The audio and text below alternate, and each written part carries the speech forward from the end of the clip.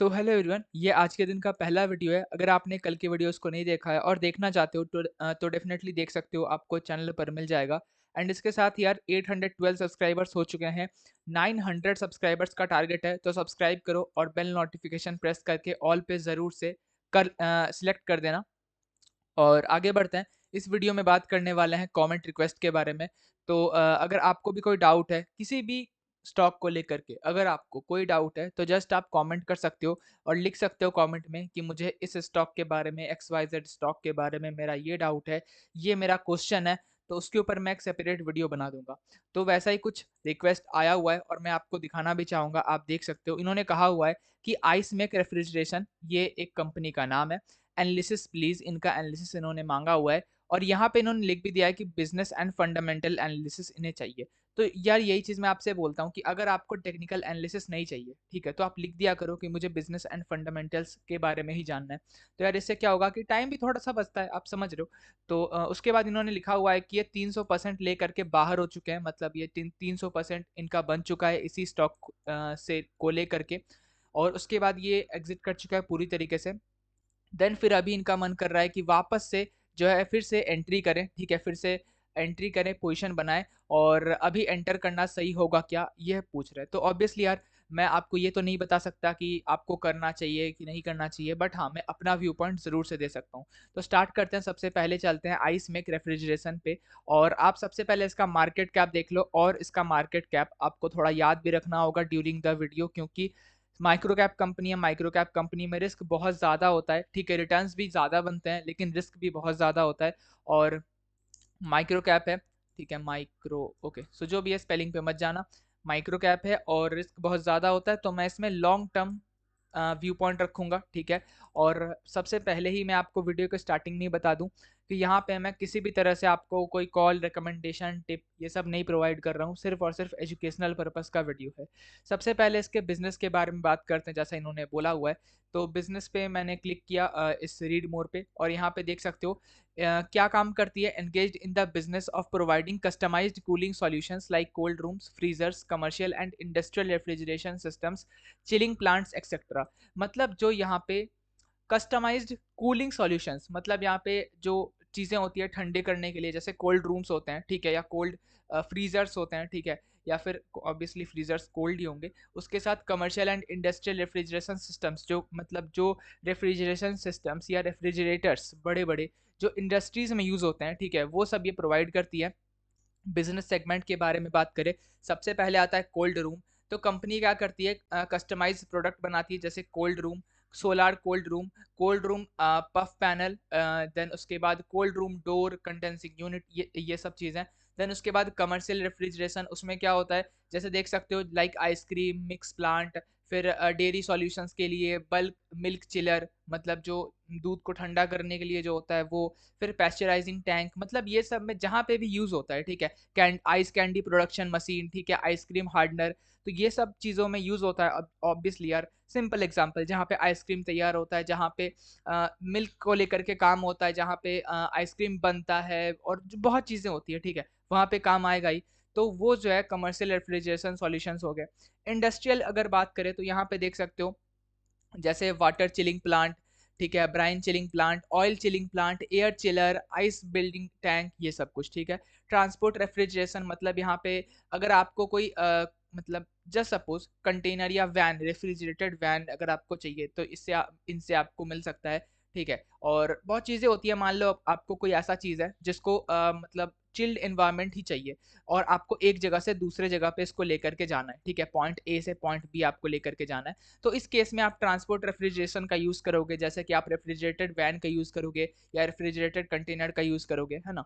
उसके बाद ammonia refrigeration, वो आप यहाँ पे रीड कर सकते हो, जैसे यहाँ पे जो है ये टर्न की प्रोजेक्ट्स फॉर कोल्ड स्टोरेज, ठीक है, इसके लिए अमोनिया रेफ्रिजरेशन प्रोडक्ट्स इन्होंने जो है, प्रोडक्ट्स एंड सर्विसेज इन्होंने जो है किया हुआ है। और ये आगे भी आप रीड कर सकते हो, है ना। तो ठीक है, आगे बढ़ते हैं।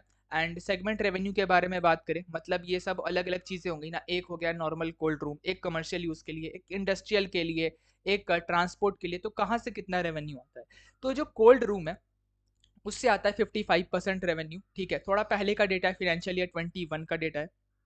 बट हाँ, थोड़ा पहले का डेटा अवेलेबल है, तो जो डेटा अवेलेबल है ना। अब यहाँ पे 55% रेवेन्यू आता है कोल्ड रूम से, कमर्शियल रेफ्रिजरेशन से 19%, इंडस्ट्रियल रेफ्रिजरेशन से 7, ट्रांसपोर्ट रेफ्रिजरेशन से 7 और एमोनिया रेफ्रिजरेशन से 7। अब यहाँ पे देखो जितने भी है, ठीक है, उसमें सबसे ज्यादा आता है कोल्ड रूम से 55%, मतलब आधा रेवेन्यू कोल्ड रूम से आ गया। उसके बाद 20% के आसपास रेवेन्यू आता है कमर्शियल रेफ्रिजरेशन से, ठीक है। उसके बाद जो बाकी बचे उसमें से 7 11 7% का आता है, मतलब इसका मेन आप समझ सकते हो कोल्ड रूम है, सेकेंड जो है वो है कमर्शियल रेफ्रिजरेशन, ठीक है।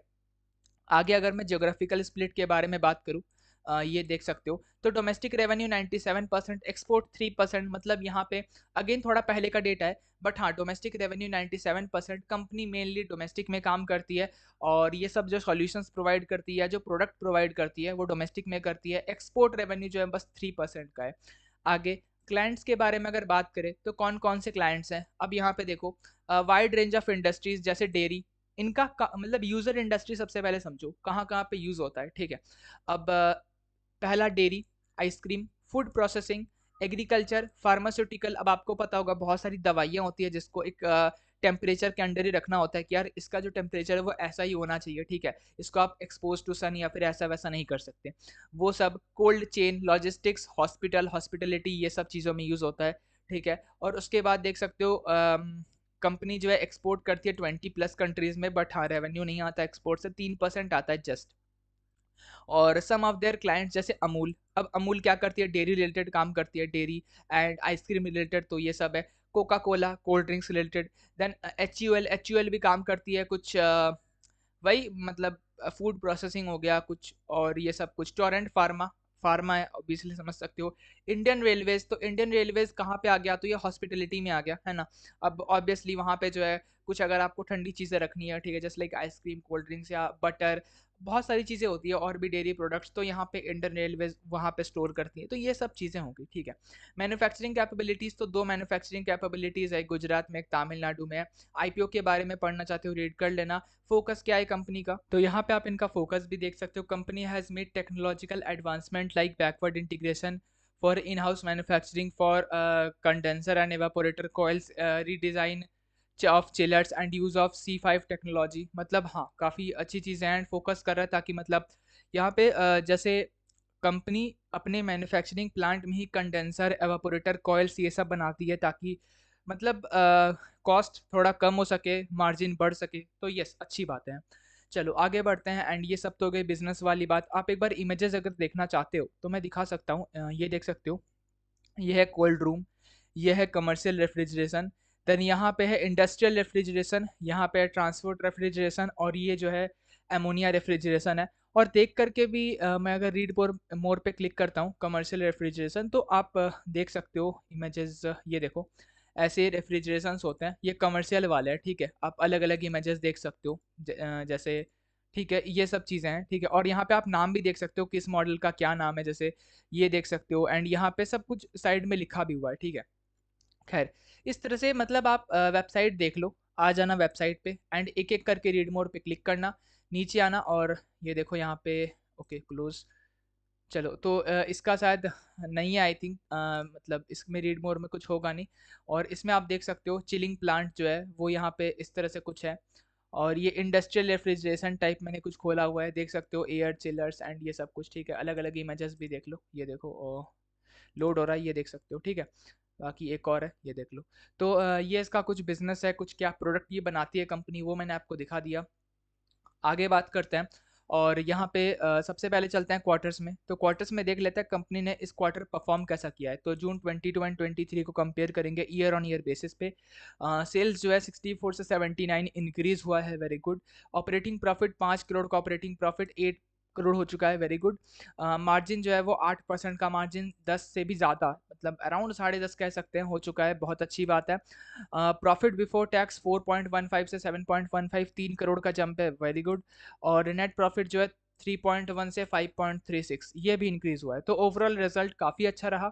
और परसेंटेज वाइज अगर आप कैलकुलेट करोगे तो अच्छा खासा परसेंटेज में जंप आया हुआ है। तो ओवरऑल जो क्वार्टरली रिजल्ट है इस बार का जून 23, बहुत अच्छा लगा मुझे। तो आगे बात करते हैं, और जून 23 in the sense June 2023, June financial year 24 की बात हो रही है ना।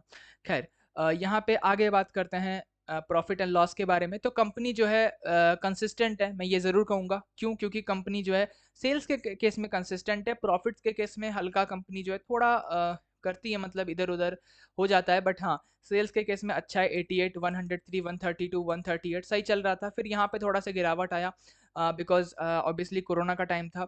उसके बाद 138 के बाद 135, लेकिन अगर आप देखोगे गिरावट भी ज़्यादा नहीं था। 138 के बाद 135 ही आया, मतलब ज़्यादा नहीं कि ऐसा 138 से 70 के रेंज में चला गया, मतलब 72 73 चला गया, ऐसा नहीं है। उसके बाद फिर जैसे कोरोना गया 206, फिर 312, फिर 326, अभी TTM का है। तो सेल्स सही है। हाँ, प्रॉफिट्स अगर आप देखोगे नेट प्रॉफिट तो 5 7 7 5 4 7, मतलब यहाँ पे अगर आप देखोगे ये जो है पूरा 7 7 के आसपास ही घूमता रहा, 5 7 5 7, ठीक है।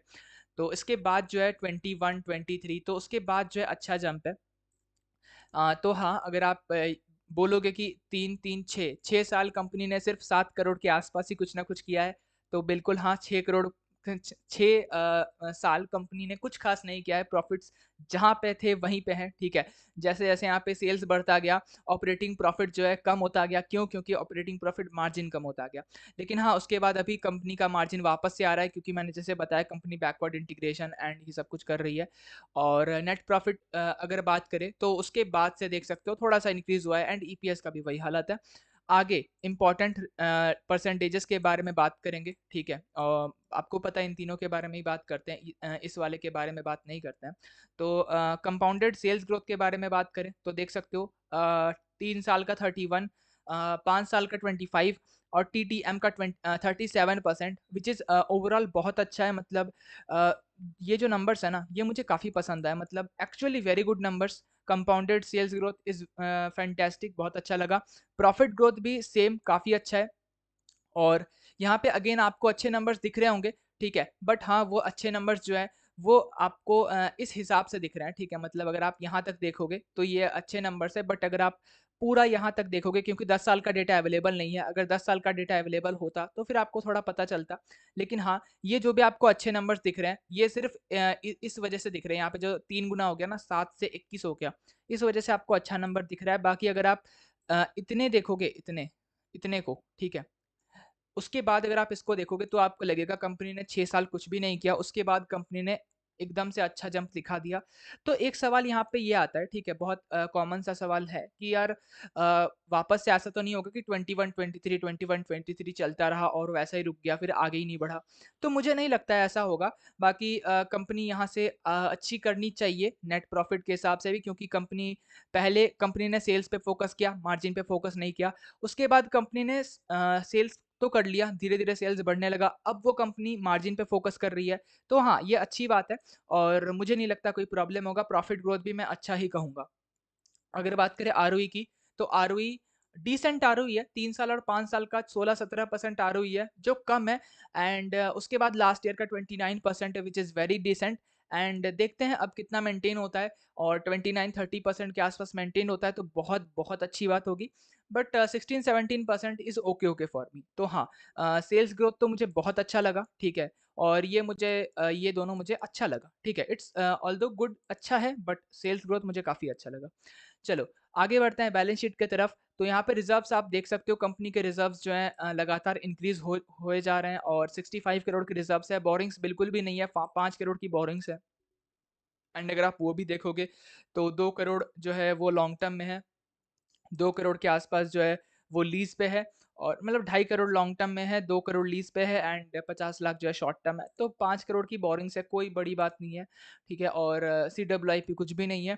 आगे अगर मैं बात करूँ यहाँ पे इन्वेस्टर्स के बारे में, तो यहाँ पे आपको शेयर होल्डिंग पैटर्न कुछ दिख नहीं रहा होगा, बट हाँ, यहाँ पे आप देख सकते हो प्रोमोटर का होल्डिंग यहाँ पे आपको दिख रहा होगा 74.5%। बाकी तो यहाँ पे आपको नहीं दिख रहा है कि रिटेल इन्वेस्टर है या कुछ भी है। लेकिन हाँ, अगर मैं प्रोमोटर का होल्डिंग 74.5% देख रहा हूँ माइक्रो कैप में, I am more than happy. मतलब ये तो मैं एक प्लस पॉइंट कहूँगा। एट द एंड जैसे मैं प्लस माइनस पॉइंट्स के बारे में बात करता हूँ, तो ये मेरे लिए प्लस पॉइंट है प्रोमोटर होल्डिंग। देन उसके बाद जो है अगर मैं प्रॉफिट एंड लॉस में जाऊँ, तो ये मेरे लिए एक प्लस पॉइंट है। ये दोनों को मैं फिर भी आरओई को एक बार को प्लस पॉइंट कह दूँगा लास्ट ईयर वाले को। लेकिन हाँ, कंपाउंडेड प्रॉफिट ग्रोथ जो है वो थोड़ा-सा मैं ऑब्ज़र्व करूँगा, ठीक है? क्योंकि जैसे मैंने आपको बताया रीज़न, ठीक है? ख़ैर, लेकिन हाँ, ये दोनों सेल्स ग्रोथ एंड आरओई मुझे अच्छा लगा एक्चुअली, सेल्स ग्रोथ काफ़ी अच्छा लगा एक्चुअली। और आगे बात करते हैं बैलेंस शीट अगेन ठीक है, तो यही कुछ प्लस माइनस वाला जो भी था, माइनस के लिए कुछ मुझे ख़ास मैं माइनस दूँगा नहीं, ठीक है? कुछ ऐसा नहीं है जो ऐसे माइनस वाली चीज़ हो, बट ठीक है। अब आगे बढ़ते हैं एंड जैसे इन्होंने कहा था टेक्निकल्स के बारे में मतलब इनको ऐसे मतलब सिर्फ़ और सिर्फ़ बिज़नेस के के बारे में जानना था, तो ठीक है। लेकिन हाँ, इन्होंने एक क्वेश्चन पूछा हुआ है कि क्या मैं यहाँ पे री-एंटर कर सकता हूँ? इन्होंने देखो पूछा हुआ है कि फिर अभी मन कर रहा है लेने का, तो क्या ये वापस से ले सकते हैं? तो अगेन मैं अपना व्यू पॉइंट रखूँगा, तो उसके लिए थोड़ा टेक्निकल सा आपको चार्ट तो दिखाना ही होगा। अब देखो, ये जो है ना, मैं आपको दिखाता हूँ सिंपल, ये ऑल टाइम हाई पे है और कुछ भी हो जाए, आपने इसमें 300 बनाए हो, मतलब आपने इसमें जो है पैसा 3 गुना किया हो, 30 गुना किया हो, बट यहाँ पे मतलब अगर आप मैंने किया है, मान लो मैंने इसमें 10 गुना पैसा कर लिया 10 टाइम्स, ठीक है? मैंने 1 करोड़ लगाया था, मैंने 10 करोड़ कर लिया, एग्ज़ाम्पल के लिए, जस्ट फॉर एग्ज़ाम्पल। तो उसके बाद मैं यहाँ पे तो बिल्कुल नहीं जाऊँगा, मतलब मैं यहाँ पे कितने भी अच्छे नंबर्स रहे, यहाँ पे जो है कंपनी एकदम टॉप पे है। जब तक कंपनी में कुछ अच्छा पैटर्न नहीं बनेगा, ठीक है? पैटर्न इन द सेंस क्या कि कंपनी जब तक थोड़ी-सी करेक्ट नहीं होगी, थोड़ी नीचे नहीं आएगी, तब तक मैं एंटर नहीं करूँगा। बाकी देखो अगेन अगर आप फंडामेंटली देखोगे बहुत अच्छी कंपनी है, ठीक है? और मैं एक अपना व्यू पॉइंट बताना चाहूँगा यहाँ पे, मेरा पर्सनल व्यू पॉइंट है एकदम। मुझे ऐसा अगर होता तो मैं यहाँ से निकलता ही नहीं, क्योंकि मुझे ऐसा कुछ नहीं दिखा कि जिससे मैं निकल सकूँ।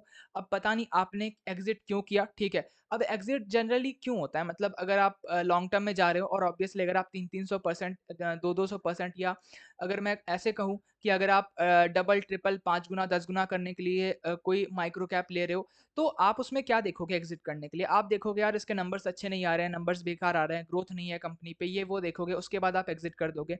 तो अभी के हिसाब से जो मैं अभी यहाँ पे देख रहा हूँ, ठीक है?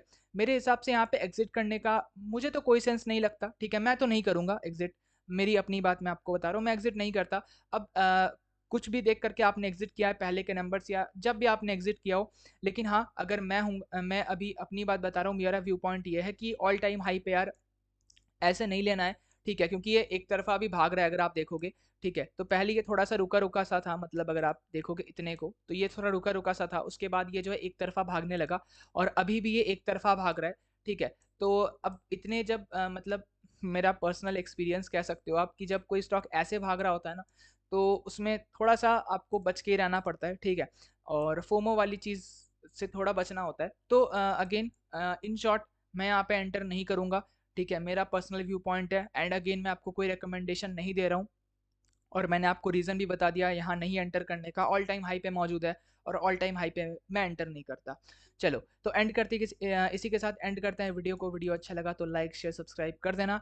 हाँ, थोड़ा-सा वीडियो लंबा हो चुका है तो उसके लिए सॉरी, बट ठीक है चलो यार, एक्सप्लेनेशन वाली बात थी। जय Hind and thanks for watching.